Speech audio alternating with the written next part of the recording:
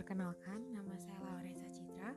Saya adalah mahasiswa Fakultas Ekonomi dan Bisnis Universitas Sugio Pranoto, program studi akuntansi dengan kelas 1.2. Di sini saya akan menjawab tugas yang sudah diberikan oleh Pak Greg di mata kuliah Pendidikan Agama yang melalui video reaction.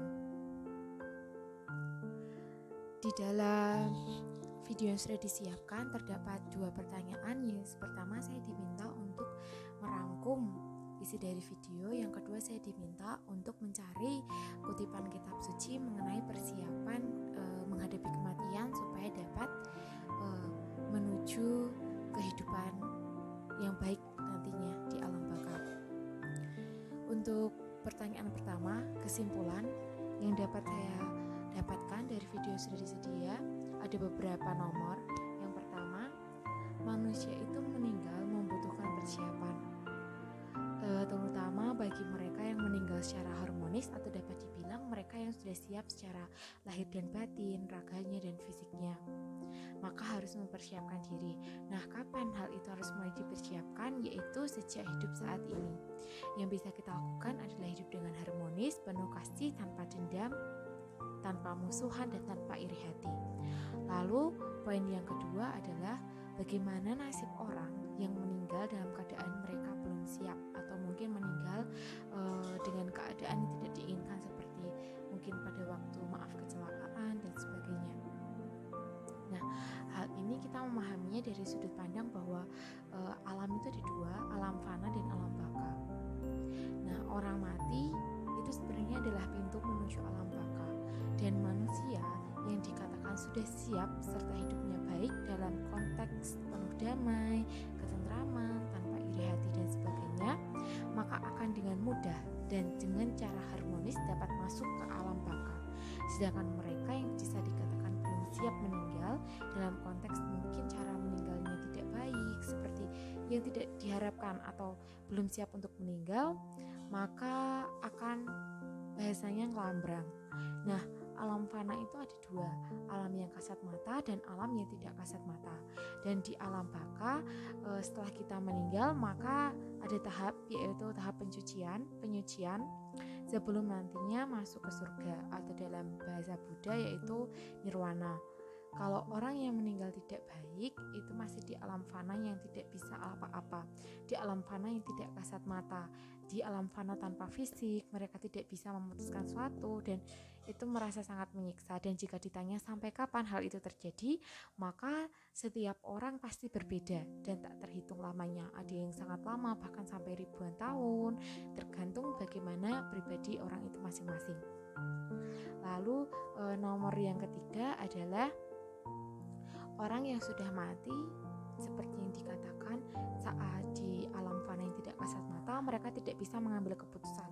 Dan keputusan masuk surga atau tidak bukan mereka yang memilih, namun karena kasih dan kemurahan Tuhan dan keluarga serta keturunannya, serta kita pun dapat membantu mereka yang masih berada di alam fana yang tidak kasat mata dengan cara berdoa, karena sesungguhnya doa orang yang beriman itu didengarkan Tuhan. Lalu jika ada yang bertanya, bagaimana tips persiapan menghadapi kematian? Yang pertama adalah hidup dengan kasih. Yang kedua, jangan terikat dengan apapun yang ada di dunia. Kita harus tetap pasrah menjalani kehidupan dengan penuh harmonis, karena sesungguhnya semua yang kita miliki di dunia hanyalah titipan dan dapat sewaktu-waktu kita meninggalkannya.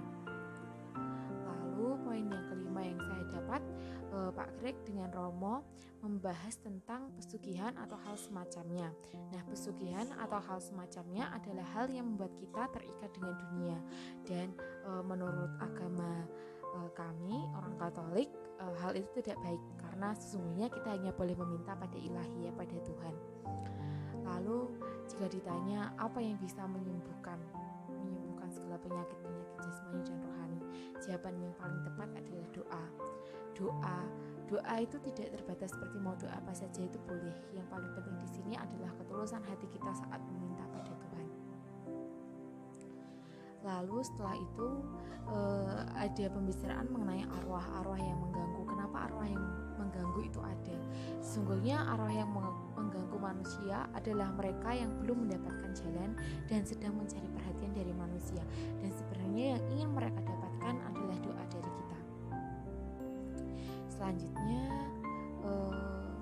satu hal yang perlu kita ketahui bahwa kematian itu bukan hal yang mengerikan ya. Kematian itu tidak boleh takut karena semua akan mengalaminya. Lalu ada beberapa tips untuk menghadapi kematian supaya nanti kita memperoleh kehidupan yang lebih baik lagi setelah kematian itu di alam baka. Yang pertama adalah paling penting sendiri adalah persiapan kita menghadapi kematian tersebut. Jangan pernah takut karena semua orang akan mengalami kematian. Kematian bukan hal yang mengerikan, namun justru pintu untuk masuk ke alam baka. Selama kita hidup, selama Tuhan masih memberikan waktu untuk kita hidup dan kesempatan untuk selalu memperbaiki diri, maka kita harus hidup dengan penuh kesadaran dan kasih Tuhan. Selanjutnya, jangan pernah terikat dengan apapun yang ada di dunia. Selain itu, kita juga dapat membantu mereka yang masih berada di alam fana tak kasat mata dengan cara mendoakannya. Demikian jawaban soal nomor 1, kesimpulan dari video yang ada. Selanjutnya adalah kutipan kitab suci.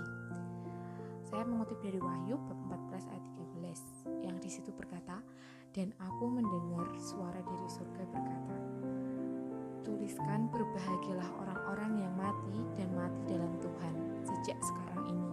Sungguh kata Roh, supaya mereka boleh beristirahat dari jerih lelah mereka karena segala perbuatan mereka menyertai mereka." Nah, yang dimaksud di sini perbuatan mereka menyertai mereka menurut saya adalah perbuatan mereka semasa hidup, bagaimana mereka hidup.